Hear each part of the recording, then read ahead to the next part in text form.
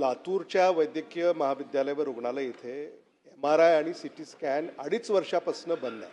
2.5 वर्ष अध्यक्ष महोदय, जिल्ह्याच्या ठिकाणी एखाद्या वैद्यकीय महाविद्यालय रुग्णालयामध्ये जर MRI आणि CT स्कॅन 2.5 वर्षापासून बंद असेल तर तुम्ही ती अवस्था काय असू शकते याची कल्पना सुद्धा करू शकत नाही।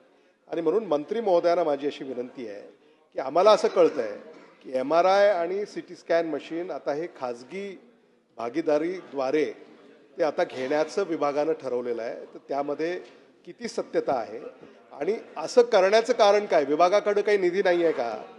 शासनाकडं या बाबींवर खर्च करण्यासाठी पैसा नाही आहे का? म्हणून आपण खाजगी भागीदारीद्वारे हे सगळं घेतोय। आणि मंत्री महोदयांना, अध्यक्ष महोदय, आपल्या माध्यमातून माझी अशी विनंती आहे की लातूर वैद्यकीय महाविद्यालय व रुग्णालय येथे CT स्कॅन आणि MRI मशीन त्वरित आपण मंजूर करावी अशी माझी विनंती आहे। अध्यक्ष महोदय, खरं आहे की PPP तत्वावर आपण CT स्कॅन आणि MRI खरेदी करण्याची निविदा काढलेली आहे। आता हे करत असताना आपण जे दर आकारणार आहोत ते आपले सरकारी दर आहेत, आपण काय जादा दर आकारणार नाही। जो एखादी कंपनी तयार होईल त्याला जागा द्यायची, त्यांना आपलं भांडवल लावायचं आणि ते करायचं, असं आहे काय?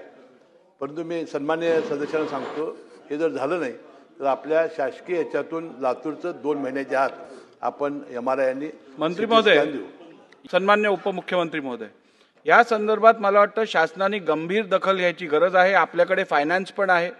DPDC मधला प्रत्येक जिल्ह्यातला निधी विशेष करून या खरेदीसाठी आपण काही आरक्षित ठेवा, अथवा प्रत्येक जिल्ह्यातल्या रुग्णालयांमध्ये CT स्कॅन आणि आपल्या MRI मशीन्स पुरवण्यासाठी विशेष निधीची उपलब्धता करून द्यावी अशी गरज आहे। त्याबद्दल आपण विचार करावा।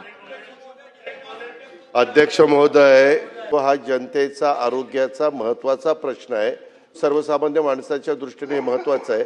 तरी देखील आपण जी सूचना केलेली आहे तशा प्रकारे नियोजन विभागाच्या तर्फे सूचना देण्यात येतील की आम्ही जो जिल्ह्याला वार्षिक योजनेला पैसे दिलेले त्या पैशातून त्याच्या रकमा आम्ही ठरवून देऊ, साधारण चांगल्या कंपनीचे काय आहेत, आणि त्या रकमेमध्ये त्यांनी जर घ्यायचं ठरवलं तर त्याला आम्ही मान्यता देऊ।